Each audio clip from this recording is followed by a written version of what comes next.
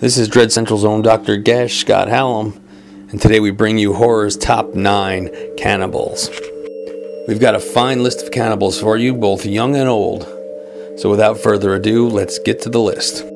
We knew that the Sawyer clan from Texas Chainsaw Massacre were cannibals, but it was never more evident than in Texas Chainsaw Massacre 2, when Drayton Sawyer entered the chili cook-off, taking home first prize once again. Watch out for them hard-shell peppercorns.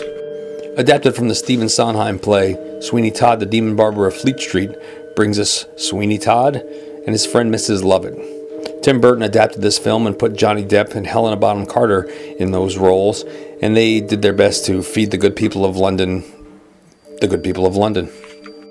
Everybody loves Farmer Vincent's victuals.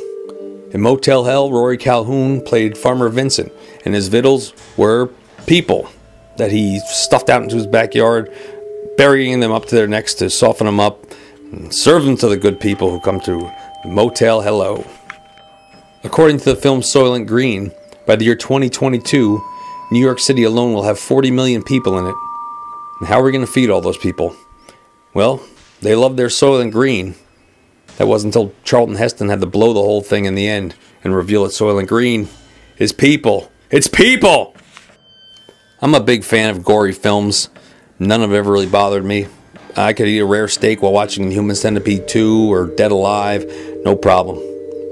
But the first time watching Cannibal Holocaust, that movie put me off of meat for a good week and a half, maybe 2. This film's been shocking audiences for decades with an assault on the senses. Possibly the greatest cannibal film of all time. Super ultra realistic. Really well done. The next entry is surprisingly from NBC. It had a short-run series called Fear Itself, and one of the entries was a program called Skin and Bones, starring the great Doug Jones as a man stricken by a Wendigo spirit. He comes home, finds his wife is cheating on him with his brother, and decides the best way to get back at both of them is to make his brother into a stew and have his wife eat it. Yikes, on network TV. Wes Craven's classic film The Hills Have Eyes is next. Jupiter's clan of crazy maniacs running around in the desert was originally a retelling of the Sawney Bean legend, one to check out if you haven't seen it yet. Lost in the desert with nothing to eat, this clan of maniacs does their damnedest to anyone who comes through. Not a place you want to get lost at dinner time. An absolute underappreciated diamond in the rough, Ravenous, starring Guy Pearce and Robert Carlyle, is the blackest of black comedies. Set in the frontier base in the 1840s, Jeffrey Jones and David Arquette are in it as well. It's another run-in with a Wendigo, and it's humorous, it's vile, it's everything you want in a movie.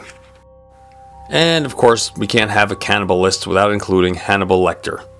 We're going to actually use Hannibal film for this list, the sequel to Silence of the Lambs. And we'll recall the scene where Hannibal Lecter, played of course by Anthony Hopkins, feeds Officer Paul Krendler, played by Ray Liotta, a portion of his own brain. A little bit goofy of a scene, but super memorable. And what else can you ask for but a memorable scene? And that concludes our list of horror's top 9 cannibals.